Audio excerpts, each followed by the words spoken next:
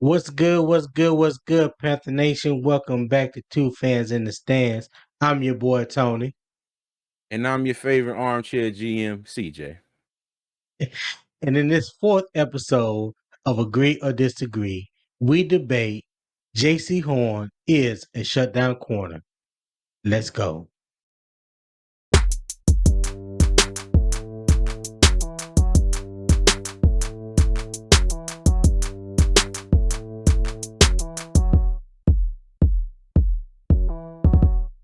CJ, what's going on, cousin? How you feeling, my boy? Feeling good, cuz. Feeling good. How you doing? Man, I can't call it. You know me. I got six in one hand, half a dozen in the other. I guess I call it even. Call it even. Okay. All right. I got you. I got you. Well, speaking of calling it even, let's hope that everybody out there that's watching this and is not subscribed, is not liked, not commented, does all that for us. And then we can call it even with you. All right, all right. Well, with that being said, my boy, let's get started. All right. CJ, CJ. Yes. JC Horn, the shutdown corner. Agree or disagree? Disagree. Okay, And it's hard for me to do it because I even got on my JC Horn jersey. You know, so I love him as a player. so Love him. so your He, spirit is kind of twisted this morning, huh? no, not really twisted. I'm just kind of speaking on what I have seen. Okay, Okay, and my first reason to disagree would be injuries. Okay, injuries okay. have robbed him literally of half his career. In the 34 games that he could have started, he's played in 16.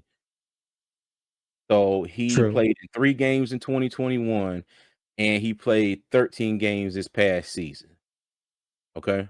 Yeah, yeah. So that's my first reason because we haven't seen him play a full season, okay? We don't know what he can do over the course of an entire year, and I'm hoping that that changes, coming up next season, alright?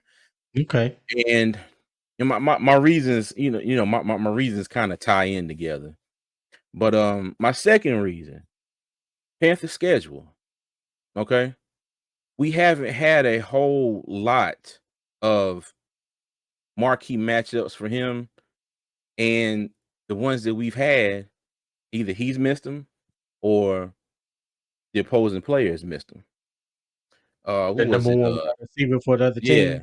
Mhm. Just like Gotcha. last year we played the Bengals, Jamar Chase didn't play, Right, okay? right. Um And let me see. He missed both Tampa Bay games, 2021. He missed both Tampa Bay games this past year. He missed the Didn't he? Rams game, Cooper Cup. I, Yeah. I thought he played in that Tampa Bay game at home when we played Tampa at home. I don't think so. I don't think so. Let me look that up Okay. real quick because I had Yeah, it I up thought here. he played in that one, but he missed the final 3 games of the season, if I'm not mistaken, because of the wrist injury. I know he didn't Yeah. play at Nah. Tampa Uh-uh. away. Nah. He He he didn't missed the play? Tampa Bay game at home too. Okay. All right. Yeah. Yeah. He missed Tampa and New Orleans. All right. Okay. And then, in our own division, I would say the only, elite receiver we had outside of DJ Moore, would have been Michael Thomas. But he was hurt all last year. True. Now, mind you, that's not all on the Panthers, just the schedule. Okay. Right. But it's like outside of those few games that we've had where we had the opportunity to see that matchup. We haven't had the type of schedule that, oh, okay, when he was here, we played so and so and such, and you still got to see him do what you still got to see him play against somebody on that elite level. Okay. Right. Okay. And that also ties me into my last reason is going back to the matchups. We have not seen him in a quote unquote, marquee matchup, an elite matchup, a showdown, with another team's top receiver, as that receiver being one of the elite receivers in the league. Okay. He hasn't faced Tyreek Hill. He hasn't faced Justin Jefferson. He hasn't faced Jamar Chase, Stephon Diggs, Devontae Adams, you know, receivers of that caliber. And I can So go so back you to injuries in the schedule because we did play the Bills in 2021, but he was hurt. so you don't consider DK Metcalf as being an elite receiver? You don't think that matchup was isn't was an elite matchup for him last year? No. Okay. Wow. Mm-mm. So DK No, Metcalf and is no, not an no, elite receiver.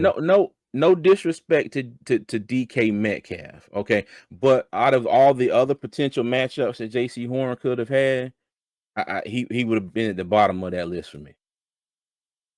Hmm. You know, Okay. I'm I'm yeah. I'm I'm just all I'm saying is you're saying DK Metcalf is not an elite receiver. I just want to make sure that's what you're saying.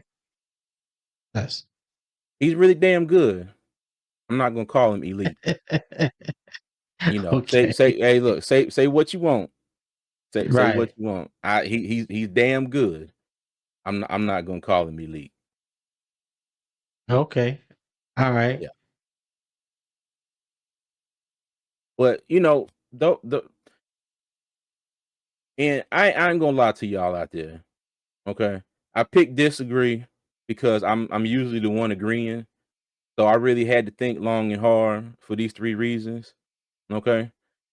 And Sound like you copping I pleas right now. no, I Sound ain't like you copying. plead to the defense. No, I ain't copying please. I'm just saying, as of right now, you can look at me all you want to. As of right now, I gotta disagree. But I will throw the caveat in there that I do believe that he can get to that status. But as we sitting here talking right now, I'm gonna have to disagree. Okay. Well, I'm gonna have to agree. I do believe Jaycee Horn is a shutdown corner, Hmm. and my number one reason is, like I stated before, he has an elite combination of size, length, and speed. 6'1", 205, runs a 4.4 40. Okay. Well, when you compare that with the intangibles that he has, the NFL bloodline, being the son of Jimmy Horn, I'm sorry, of Joe Horn, who was in his day was an elite receiver for the New Orleans Saints. So he has it in him to be a top notch athlete, and having a father that played wide receiver for as long as Joe Horn did in the league, he can give you those little nuggets, those little things that help you defend the wide receiver than most corners who don't have that experience, in their ear constantly or as they grew up. He saw it firsthand. He learned from one of the top receivers on how to guard or how to play a top receiver in the league. So I think that bodes well for him being in the position that he's in now as the number one corner for the Panthers. Number two, it was highly known when he was coming out of South Carolina that he was an elite press man cover, because he has the size, I'm sorry. He likes to jam you at the line of scrimmage, get his hands on you. At times, he could be a little bit too grabby. You know what I mean? But I think those are things that over time that can be worked out. And I think we saw a little bit of it last year as opposed to his first year. Because as you mentioned, we only saw a very small sample size of what he Hmm. could do because he only played 3 games, that first year. But Mhm. last year, I didn't. The knocks that was on him coming out of college, as far as being grabby, prone to holding penalties a lot. I didn't really see a lot of that. I think he honed in on his technique, his footwork. He is still a little kind of stiff in the hips, but I think he Mhm. makes up for it with his size and his length and his speed, and he has a very high football IQ.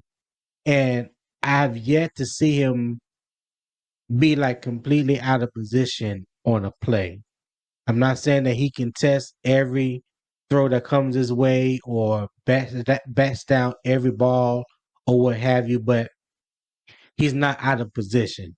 It's like you're gonna win some, you're gonna lose some. I think PFF has a coverage rating of like 52.6 for him.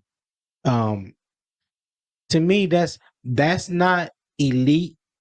That's like a little above average. You know what I mean? I would like to see that number come down a little bit more. But last year, 3 interceptions. I think he had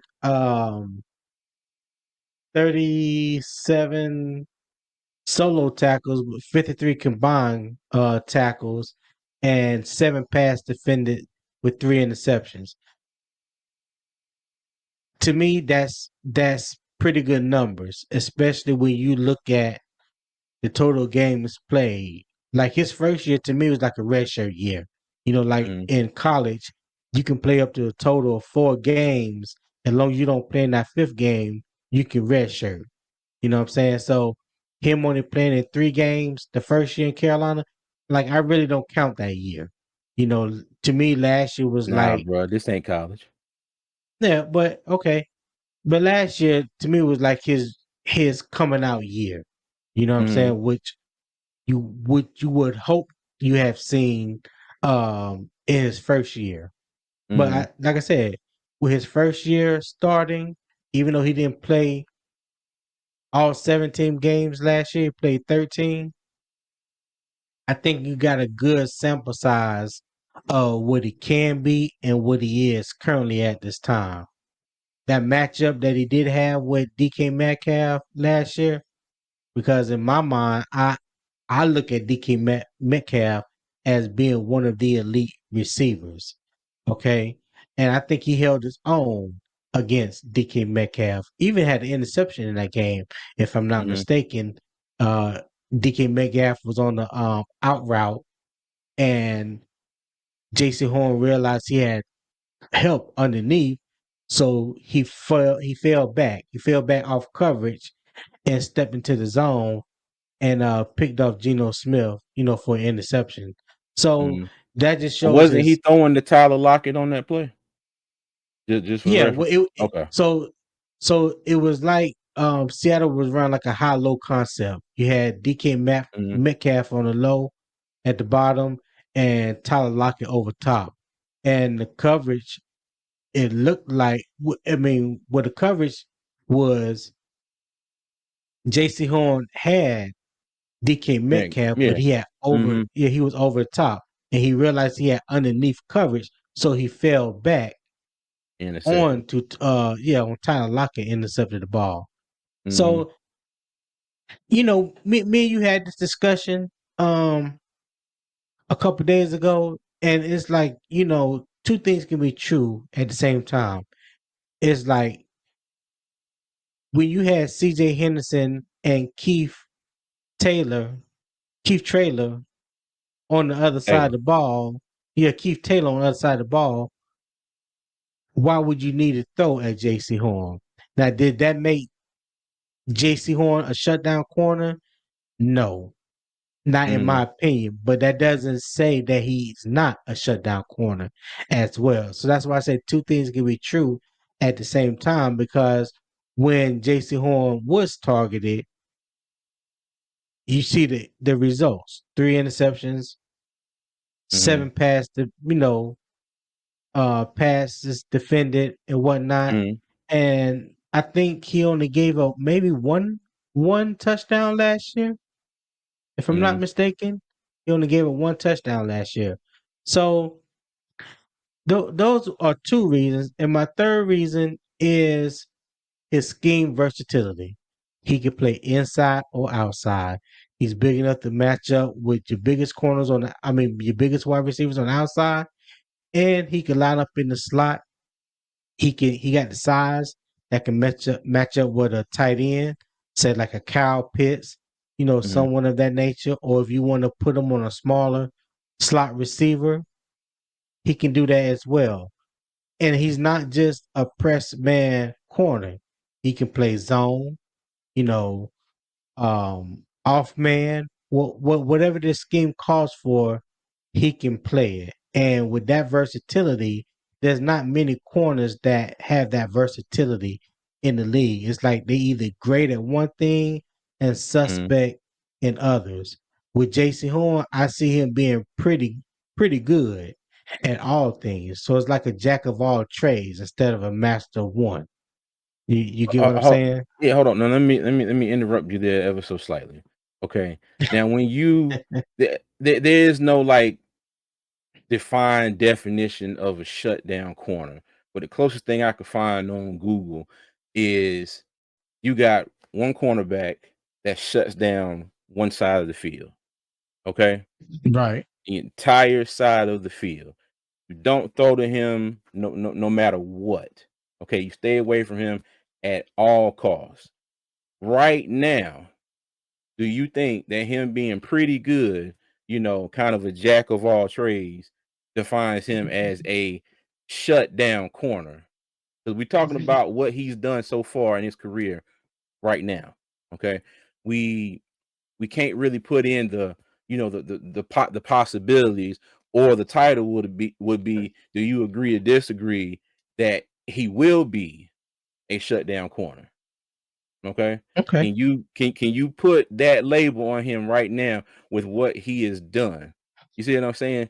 Because now we play Tariq Hill in the Dolphins this year, we play Justin Jefferson this year, and oh god, I forgot who else. Well, hell, it's gonna be Tariq Hill and Jalen Waddle, playing for the Dolphins. But do Yeah. you think, from what he's shown right now, you can line them up on Tariq Hill the entire game and just render him null and void? Well, that's a question that could be that would be hard to answer because Tyreek Hill plays all over the field, outside on both sides of the ball, or he Mhm, plays in the slot, or he can even come out the backfield. So Jaycee Horn doesn't travel. mhm, Well, let me say this: I don't know what to expect totally in this mhm, 3-4 defense under Vero, but I know last year he mhm, stayed to one side of the field. Okay. mhm, And to answer your question, from what I've seen so far in the 16 games that he has played, based on the numbers, mhm. he's a shutdown corner. Yes, Okay. I feel comfortable in saying that. Now, time will tell as he goes on throughout his career, can he keep that consistency up to be considered a shutdown corner? But Mhm. right now, just off of what I've seen right now in 16 games, yes, I would say he's a shutdown corner. Okay. Alright. All right. Well, any final thoughts before we get out of here? Nah, as per usual, if you're watching this, like, subscribe, turn on that post notification bell so you know when our videos come out. We thank you for y'all love and support. Make sure y'all comment and let us know what you think about this subject. Thank you for watching Two Fans in the Stands, Agree or Disagree. Don't forget to comment below and let us know what you think. Is Jaycee Horn a shutdown corner? We look forward to hearing from you. And until then, Panther Nation, keep pounding.